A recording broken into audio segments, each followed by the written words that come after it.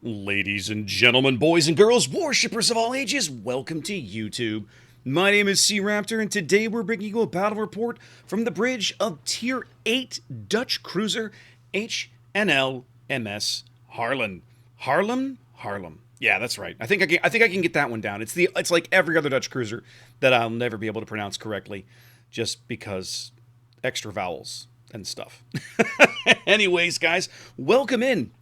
We are now allowed to show you actual gameplay footage of the Dutch cruisers. So I played this game yesterday on Sunday, and I wanted to kind of take a few minutes and talk through it. Now I'm going to warn you up front. Okay, I'm going to be a little bit snarky throughout this video. So far, I have a fairly mediocre opinion of these ships. Okay, I don't if you watch the channel, you know I am a cruiser fanboy. I'm struggling with these ships. I'm struggling hard.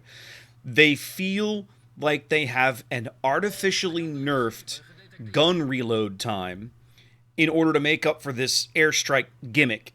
And as you watch the course of the game, the airstrike gimmick is really not that easy to use, right? If you're trying to drop bombs on somebody who's stationary, yeah, sure, you can do that. But if you're trying to drop bombs on somebody who's moving, that is a bit of a challenge. And the fact that you can't rearrange the reticle. The reticle is always pointing to or from away from you. It's rough. It's rough. You'll see what I mean as we go along. Spawning here on the north side of North. Yes, I realize the irony. I'm going to push up a little aggressively here to try to back up this Bliskavica and this Jervis. Now, we are bottom tier here, but there's only a couple of tier 9s on each team, so this doesn't feel so totally horrible from a matchmaking perspective. I'm not upset to see a Kaga on the enemy team. Haarlem's AA looks pretty solid on paper, and I'm looking forward to the chance to test it out here in this game. One of the things about Haarlem's guns, and this was something that was pointed out to me by fellow European community contributor Arun, these are essentially hipper guns, right? They're basically the same barrels, the same shells, more or less the same shells. I think you get a little better HE performance out of them, but from an AP perspective, they're largely the same shells. And it means that when you get the opportunity, you ought to be firing, as much AP as you can manage. You see what I mean here? You see how the reticle only points away from you? You're not allowed to turn it. Like, that guy's broadside to me, but I can only ever show him the narrow side of the reticle, just like I was, a torpedo drop, for example. I'm going to clip him with a few of these bombs. I'm going to get a fire. Life goes on. Over the course of the game, and I'll point them out to you, there are basically 2 bomb salvos that are impactful. The rest are largely wasted. And that's what I mean when I say that I feel like the airstrike gimmick is currently not worth the price you pay to get it, right? These Dutch cruisers, they have great survivability. And they've got this airstrike gimmick, but they have some other baked-in things that I don't like. They have this artificially long reload. They burnt Haarlem, at least, I think. Haarlem, I know for a fact, burns like a super cruiser, right? This is a tier 8, 8-inch, regular armed, heavy cruiser that burns for 60 seconds when she lights on fire. What? That doesn't make any sense. And yet, here we are. Now, if you were to do that to the tier 9 or the tier 10... okay, I can see that, right? That's a 240-armed ship, a 283-armed ship. Now you're getting up into super cruiser territory. It makes sense. For Haarlem here, it makes no sense.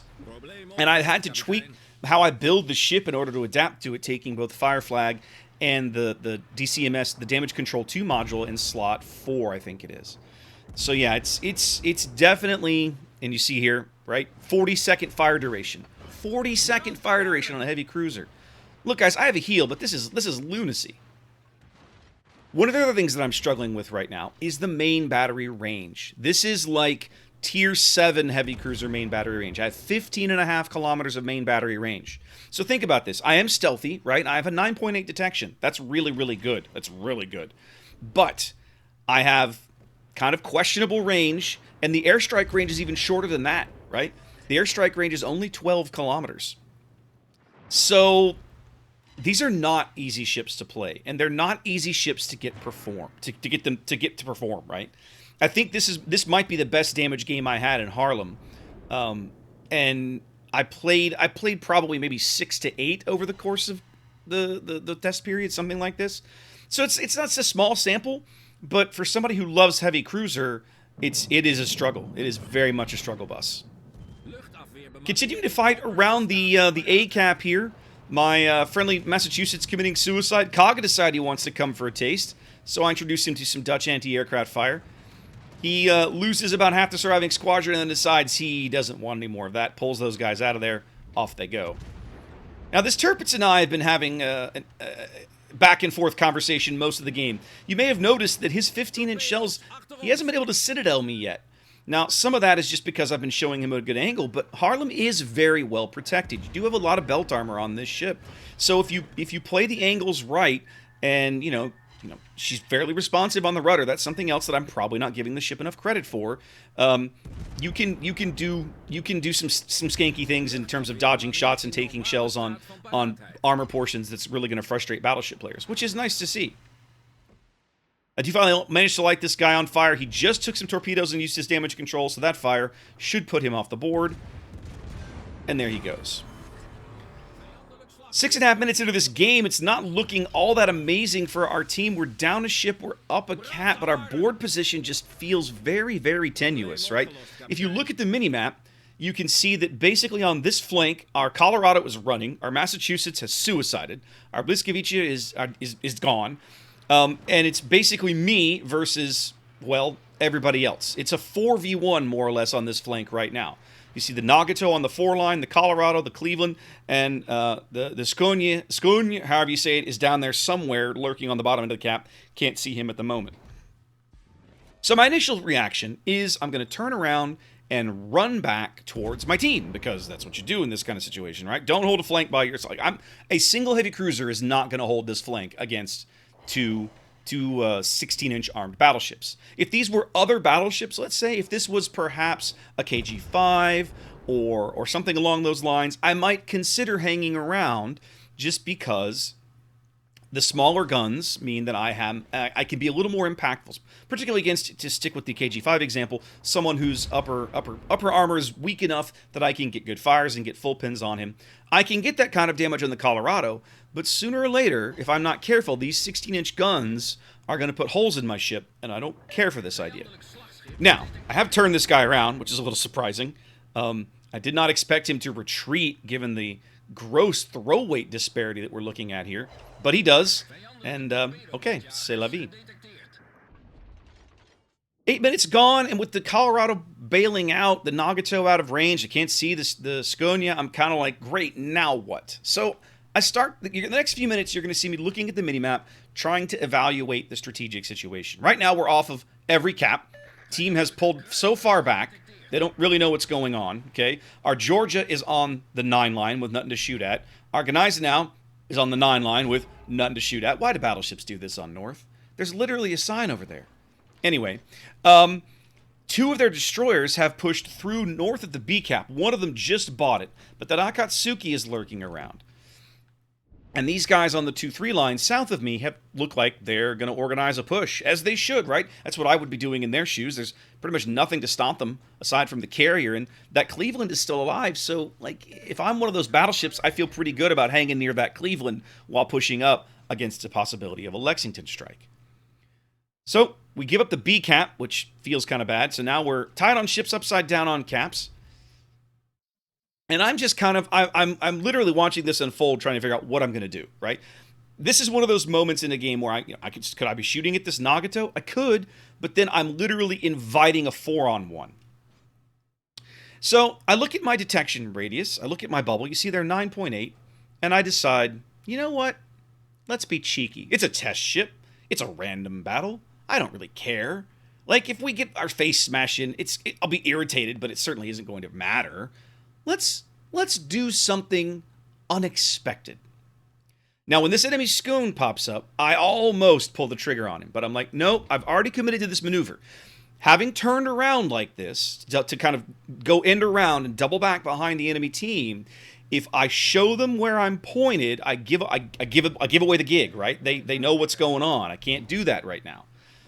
I realize that I'm kind of leaving that Jervis to die and kind of selling him out, but you know, it is what it is. This is the course that I've chosen. I got to stick with it. Down on caps, down on ships. I basically have to try and time this right. It's all about figuring out the right time to start firing and letting them know that I'm here, whenever that happens to be. Trying for another airstrike.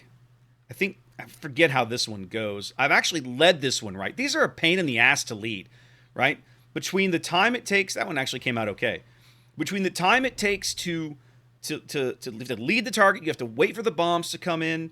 You know, if the target, you know, you get this narrow side of the reticle all the time. This is really hard. And right there, you see the entire drop was slaughtered before they dropped a bomb. Because there's 2 or 3 ships in there. The Cleveland is in there. I can't see him, but I know he's around, right? So his A is absolutely contributing.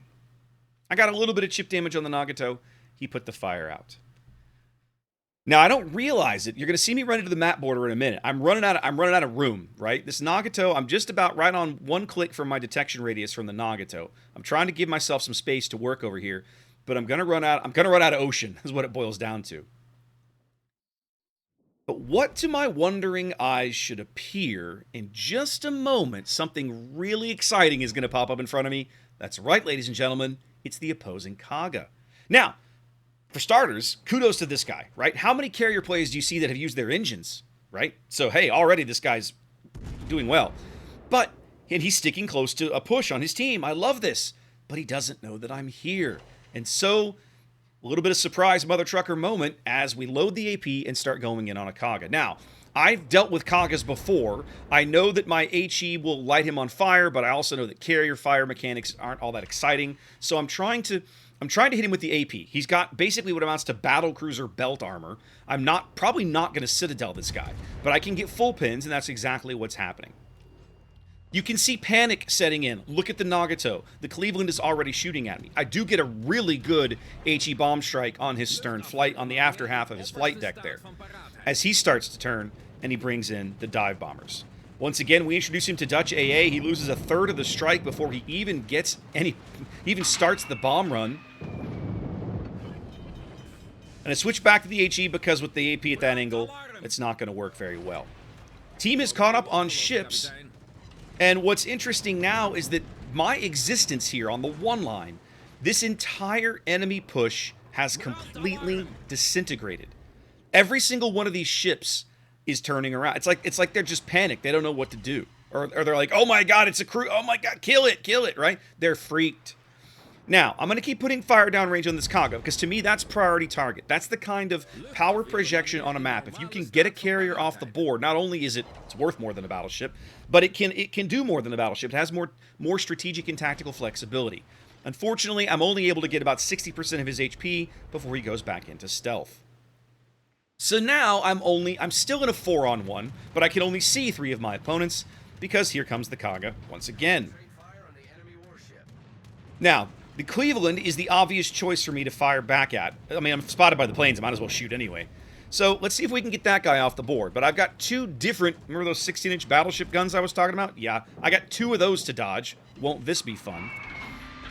One of the other irritants that you're going to see me struggle with, right, is that when you're in combat like this, the way the reticle works for airstrikes is incredibly bad. It's really awful. You switch over to it and you start like zoomed out. You have to scroll wheel to zoom in, line your target up, drop your bombs, and then get back to your guns. You lose at least 1 salvo doing it on a cruiser like this. You lose at least a salvo every time you go to do an airstrike when you're in close combat. Unquestionably.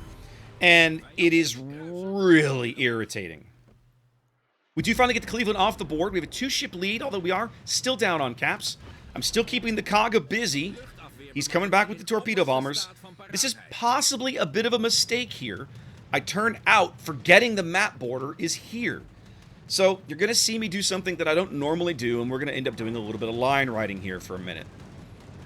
Once I commit to this turn, I basically can't stop it or I'm dead, right? So I'm going to take one of these torpedoes on the broadside.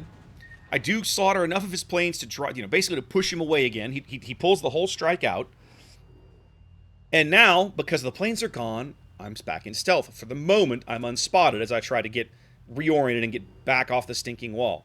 You can see the Nagato trying to turn, so I try to lead that airstrike in such a way that he'll be turning into it. This is the challenge of using this mechanic. It is incredibly hard to... I mean, you have no prediction marker. You have to guess the enemy's movement 15 to 20 seconds, right, out. I do get a decent hit and a fire. That's nice.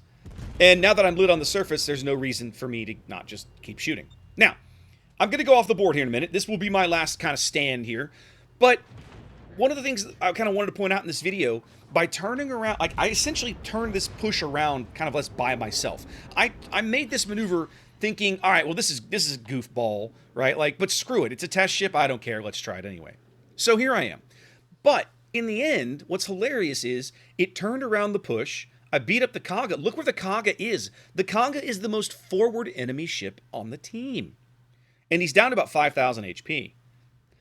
Unfortunately, some of these battleships on my team have still not quite figured out how to fight planes.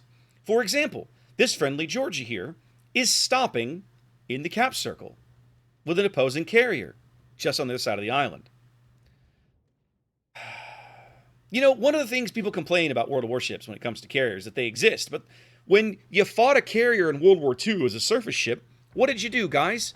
You put on more speed because maneuverability gives you the option to avoid many, not all, but many of the incoming strikes, torpedoes, bombs. The ability to maneuver and generate misses makes a difference. And in this case, had my Georgia not been trying to play destroyer, he could have avoided about 40,000 points of torpedo damage. Instead, by slowing down and attempting to cap, he's basically feeding the Kaga extra damage. Now, kudos to my Lexington, bringing in the HE dive bombers, finishing up the Kaga there. That was good. Appreciate him for that. I wasn't able to finish the deal, but he was. But our Georgia is still going to die. And the death of the Georgia is a problem for us. There's only 3 minutes on the clock. We're about to go back down on points again. And every surviving ship we have is in our spawn area because battleships. Yay. So, the good news is that the opposing Colorado is essentially hung out to dry. He has no support. The Nagato's turned way south. This guy's largely dead, and his carrier is off the board. The opposing team has just taken the lead again with 2.5 minutes to play, so we've got to focus out this Colorado to flip the lead. Luckily, it's a 3-on-1, technically 4-on-1 if we're honest. The Lexington could bring his torpedo planes in, but it's kind of not necessary. With 3 different battleships shooting something as squishy as a Colorado, it's kind of only a matter of time before he goes out.